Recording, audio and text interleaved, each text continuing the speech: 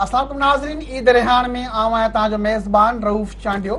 ऐं आऊं आहियां मासूमा शाह। नाज़रीन, ईद जूं सभ खां वधीक तव्हांखे लख वाधायूं हुजनि। ईद जे ॾुखियनि ॾियारनि में जिते कोरोना जो दौरु आहे, पंहिंजनि प्यारनि खे, भरवारनि खे, ग़रीबनि खे, मिसकिननि खे ज़रूरु यादि कंदा। अॼु असां ईद जे हवाले सां मुख़्तलिफ़ अहिड़ियुनि औरतुनि खे घुरायो आहे, शख़्सियतुनि खे जेके समाज में तमामु अहम किरदारु अदा करे रहियूं आहिनि। NGOs जी दुनिया खां वठी करे तइलीमी सेक्टर ऐं सियासत में उन्हनि जो तमामु वॾो अहम किरदारु आहे। सभ खां पहिरीं महिमाननि जो तारीफ़ करण सभ खां पहिरीं असां महिमान आहे अदी फ़रहीन मुग़ल साहिबा, पाण पाकिस्तान वारियूं अॻूणियूं MP रहियूं आहिनि। उन सां गॾोगॾु अनम लगारी साहिबा पाण आई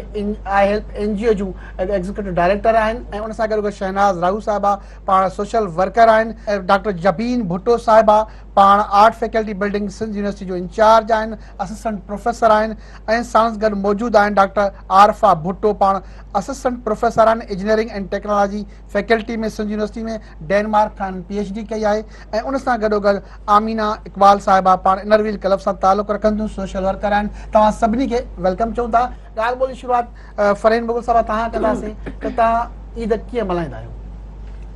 थैंक यू अदारूफ़ जो तव्हां असां सभिनी खे जेके बि एक्टिविस्ट लेडीज़ आहिनि उन्हनि खे इलाही अरसे खां पोइ असां गॾु थिया आहियूं, छाकाणि जो करोना जे करे ऐं सभु कोई आइसोलेशन में हो, ॿाहिरि निकिरूं न पिया, हिक ॿिए खे रुॻो फेसबुकनि ते पिया ॾिसूं। सो अॼु गॾु कयो अथई, तमामु घणी महिरबानी तुंहिंजी। ऐं ईद जे ॾींहुं कई त इहा इन खां वधीक बहितर आहे, छो जो हूअं त ईद मिलण सां हिक ॿिए जे घर बि कोन पिया वञूं, हिक ॿिए जा मुंहं बि विसरी विया। अॼु मां सभिनी जो मुंहुं ॾिठो त मूंखे सभु नयूं नयूं पई लॻनि, अजीबो ग़रीब पई लॻनि। सो ईद जो ॾींहुं आहे, अलाह जो शुक्र आहे, सभु भेनर गॾु आहियूं ऐं माइट बि सभु परे आहिनि। हूअं त ईद ते सभु माइट ईद जे ॾींहुं वॾो घरु हूंदो आहे, गॾु थींदा आहियूं, पर SOPs जे करे हाणे उन ॻाल्हि खे बि थोरो परते कयो आहे। पर ईद जो ॾींहुं अहिड़ो ॾींहुं आहे जेको असांजे मुस्लमाननि जे लाइ हिकिड़ो तमामु वॾो ॾींहुं आहे ऐं उन ॾींहं जो असां लाइ केतिरो इंतज़ारु कंदा आहियूं। नंढे हूंदे इहा ईद ईंदी 5 सालनि खां पोइ ऐं सॼी राति जागी उन्हनि कपिड़नि खे अलमारियूं खोले खोले ॾिसंदा हुआसीं। ॾिसी ॾिसी वरी निंड न ईंदी हुई न, वरी उथी जूतो ॾिसंदा हुआसीं, वरी उथी ॾिसी कपिड़ा ॾिसंदा हुआसीं। हाणे हर ॿिए महीने ॾिसां थी त ईद अची वई, हर टे में एॾो टाइम फास्ट थी वियो आहे, एॾो टाइम फास्ट थी वियो आहे जो कल्ह मां पई चवां त अॼु संडे आहे त मुंहिंजी भेण चयो फ्राइडे अथई, मां चयो कल्ह त फ्राइडे थी वियो आहे, चई न हाणे कल्ह ई फ्राइडे ईंदो आहे। यानी एतिरो टाइम फास्ट थी वियो आहे जो जल्दी जल्दी फ्राइडे बि अचे थो, जल्दी जल्दी वेठा आहियूं SOPs में, न ॾींहं जी ख़बर, न टाइम जी ख़बर, न को छा। पर शुक्र अल्हम्दुलिल्लाह जो असांखे हिकिड़ो अलाह साईं अॻे त नफ़रत कंदासीं पर हाणे वाईफाई ॾिनो, जीअं असांजा ॾींहं थोरा घणा इज़त आबरू जा गुज़ारिया। ईद जो ॾींहुं जीअं मां ॿुधायमि त नंढे हूंदे कीअं गुज़ारंदा, पर वॾे हूंदे हाणे जेको ईद था गुज़ारियूं बुटूं ॿधी दाड़ेलनि वांगुरु हिक ॿिए जे घर में वेठा आहियूं, पोइ कंहिं कंहिं महिल बुट ॾेखारियूं था ईअं कढी त सुञाणी ईअं न जो सम्झे त असां 4-5 भेनर आहियूं, भाॼाई आहियूं, त भेण खे भाॼाई खे भेण न केरु सम्झे, इन करे थोरी थोरी बुट लाइ हिक ॿिए खे ॾिसूं था। उन्हनि बुटनि में ईद मिलण खां बि वियाऊं, जेको ईद जो असली भाकुर हूंदो, जंहिंजो इंतज़ारु हूंदो, उहो भाकुर बि ईद जो वियो। ऐं मां सोचां थी त जॾहिं असांजी ईंदड़ नसल, हीअ नसल जेका मुंहिंजी धीअ बि आहे, मां हिन खे बि काउंट नथी कयां, इन्हनि जी ईंदड़ नसल हूंदी त उन्हनि खे ॿुधाईंदा त हिकिड़ो वक़्तु अहिड़ो बि आयो जिन वक़्त में माण्हू ईदूं बि न पिया मिली सघनि, जिन में हज बि न पियो थी सघे। ऐं वॾी ॻाल्हि त जेको असां हज जे लाइ बेक़रारसीं, असांजो हज बि न थी सघियो, त इहा ईद विदाउट हज, विदाउट भाकुर, विदाउट हिक ॿिए जो शिकिल ॾिसण जे, विदाउट उन ख़ुशियुनि जी जेका इहा ईद थिए थी, त अफ़सोसनाक त बिल्कुलु आहे। पर अल्हम्दुलिल्लाह जो अलाह साईं नसीब कई, के त अहिड़ा माण्हू आहिनि जेके हिन महिल वीचारा गुज़ारे विया आहिनि, मां त उनखे शहीद काउंट कंदमि, बेॾो विया आहिनि ज़ाहिर करोना जे करे, त उन्हनि जी मग़फ़रत जी दुआ बि कयूं था। ऐं हिन ईद ते वॾी ख़ुशी इहा मूंखे थींदी जो जेके ग़रीब माण्हू आहिनि उन्हनि खे जेको असां गोश्त विराईंदासीं, अॻे जेको कंदा हुआसीं हिसे सां, हाणे हिसे खां वधीक असां कयो आहे गोश्त, त जीअं ग़रीबनि खे असां गोश्त घणो ॾियूं, छो जो कंहिंजे घर में राशन आहिनि, कंहिंजे घर कुझु कोन्हे, पर हिन ईद असांखे अलाह जे तमामु वेझो करे छॾियो। ठीकु आहे, ठीकु आहे। अनम तव्हां कीअं ईद मल्हाईंदा आहियो? नॉर्मली त ईद जेका आहे मतिलबु जॾहिं असां ॻोठु वेंदा हुआसीं पंहिंजे नंढपिण में ऐं उते वञी करे पंहिंजी फैमिली पंहिंजे कज़न्स अने ॿिया बि जेके कज़न्स मुख़्तलिफ़ शहरनि में तालीम लाइ वियल हुआ उहे सभु वापसि ईद जे ॾियारनि ते ॻोठु ईंदा हुया ऐं असां इलाही सुठे तरीक़े सां गॾिजाणी कंदा हुआसीं ईद सेलिब्रेट कंदा हुआसीं लेकिन हिन दफ़ा वारी जेका ईद आहे थोड़ी मुख़्तलिफ़ आहे नॉर्मल डेज़ खां मतिलबु असांखे कोरोना जेको आहे हिकिड़ो नयो तरीक़ो सेखारे छॾियो आहे ईद मल्हाइण जो असीं पंहिंजे घरनि ताईं महदूद आहियूं असां वटि इंटरनेट आहे उन जे ज़रिए असां भई ॾिसूं पिया पंहिंजे माइटनि खे इहो बि हिकिड़ो वॾो आउं सम्झां थी की शुक्र आहे अलाह जो की असां सिहतयाब आहियूं ऐं असां पंहिंजे अज़ीज़नि सां घटि में घटि सोशल मीडिया जे थ्रू कनेक्टेड आहियूं इलाही माण्हू आहिनि जिन नया कपिड़ा न वरिता हूंदा आहिनि ईद ते कंहिंखे ऑनलाइन शॉपिंग अगरि कई हूंदी त उन्हनि खे पार्सल्स न मिलिया हूंदा ऐं कपिड़ा पाए रेडी करे तव्हांखे जस्ट घर में अची करे ऐं जेको आहे सोशल मीडिया जे अॻियां वेहणो आहे उन्हनि में पंहिंजे अज़ीज़नि खे ॾिसणो आहे त इलाही मुख़्तलिफ़ ईद आहे हिन दफ़ा पर इहो आहे की असांजो जज़्बो जेको आहे इलाही बुलंद आहे ऐं ग़रीबनि खे जेको आहे हिन दफ़ा वधीक माण्हू शामिलु रखनि पिया छोकी असां जेको आहे उन्हनि जे जेको दर्द मां गुज़री चुका आहियूं कोरोना जे करे जॾहिं असीं सभु पंहिंजे पंहिंजे घरनि में महदूद थी वियासीं ऐं असां वटि ॿियो को ऑप्शन न हो ॿाहिरि निकिरण जो त असांखे इहो अहसासु थियो की उहे माण्हू जेके केतिरे टाइम खां आइसोलेटेड आहिनि जिन सां असीं ॻाल्हाइण बि पसंदि न कंदा आहियूं त असांजे दिलि में उन्हनि जो हिकिड़ो दर्द जेको आहे जाॻियो आहे त हाणे शायदि जेका ज़िंदगी अॼु जी ईद खां पोइ नई शुरूआति थींदी उनमें जेको आहे इंसान इलाही बहितर तरीक़े सां अॻियां वधंदो जी शहनाज राहू तव्हां पंहिंजी ईद कीअं मल्हाईंदा आहियो बसि ईदूं जेके हूंदियूं हुयूं अॻे तमामु सुठियूं हूंदियूं हुयूं ऐं हुब हूंदो प्यारु हूंदो मोहबत हूंदी उहे ॻाल्हियूं हाणे न आहिनि ऐं माण्हुनि मां मूंखे लॻे थो त माण्हुनि मां अॻे वारो प्यारु मोकिलाए वियो आहे अॻे ईदूं थींदियूं नंढपण असांजी हूंदी अम्मा हूंदी बाबा हूंदो ऐं ख़र्चूं जीअं अधी ॻाल्हि कई त ख़र्चूं ॾींदा हुआ ऐं तीअं असांखे बि ख़र्चूं ॾींदा हुआ वरी असां सुठा कपिड़ा पाए नवां कपिड़ा पाए बाबा वठी ईंदो त उहे अधी वारी ॻाल्हि त असां ॾिसंदा हुआसीं त कपिड़ा जेके असांजा केॾांहुं विया ख़ुशि थी खणंदा हुआसीं पर हिन दफ़े जेका ईद आहे ऐं असांखे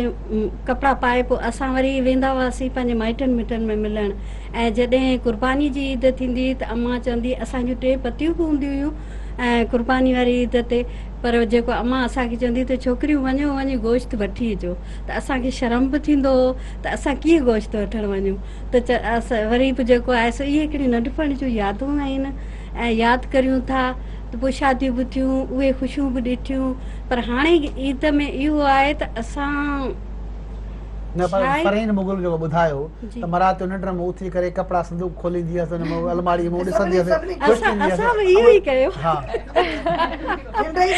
निंड न ईंदी हुई छो त उहो दौर ॿियो हूंदो आहे हाणे ईदूं जेके आहिनि न तॾहिं माण्हू कंदा हुआ ईदुनि जो इंतज़ारु त असांखे मिलणो आहे पंहिंजे माइटनि सां मिलणो आहे या छोकिरी जी शादी थी वेंदी त उहा ईद ते ज़रूरु ईंदी असांजी भेण हूंदी असांखे उनजो इंतज़ारु हूंदो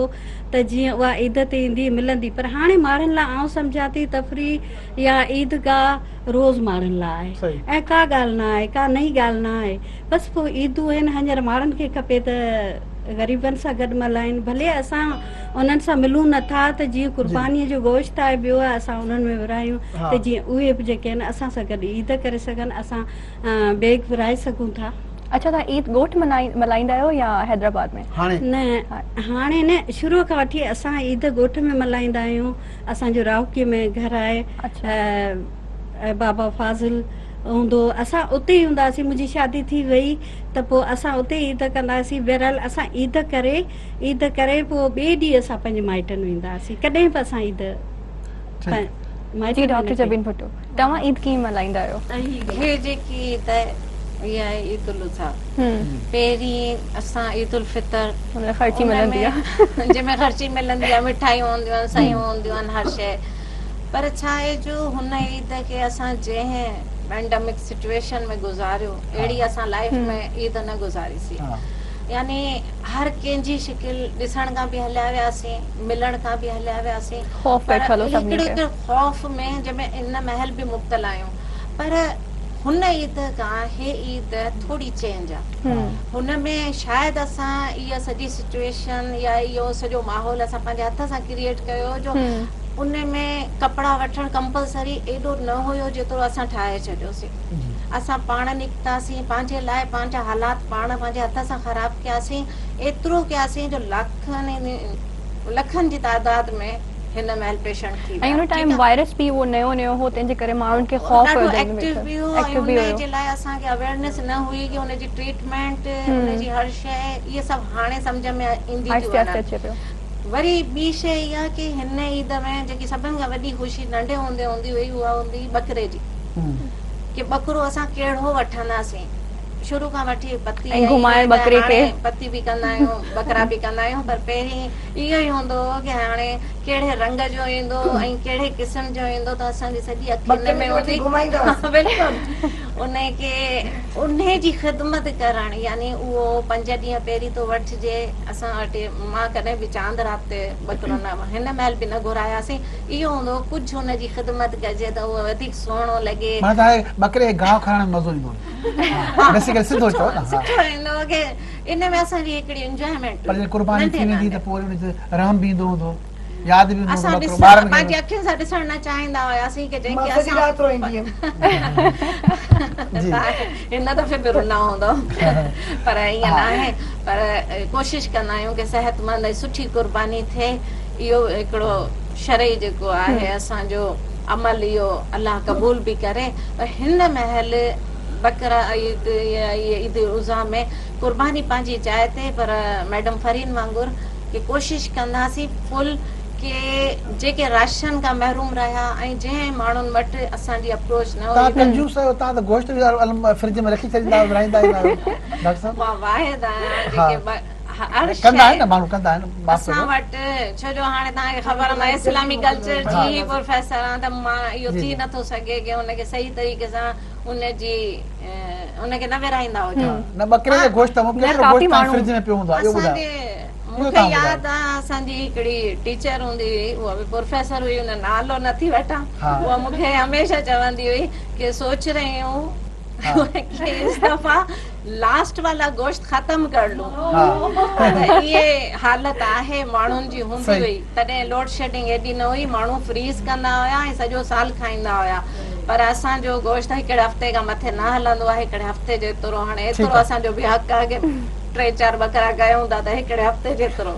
अदरवाइज़। ठीकु आहे, ब्रेक जो टाइम चलंदो, ब्रेक खां पोइ डॉक्टर आरफा भुट्टो सां ॻाल्हि ॿोल कंदासीं ईद जे हवाले सां।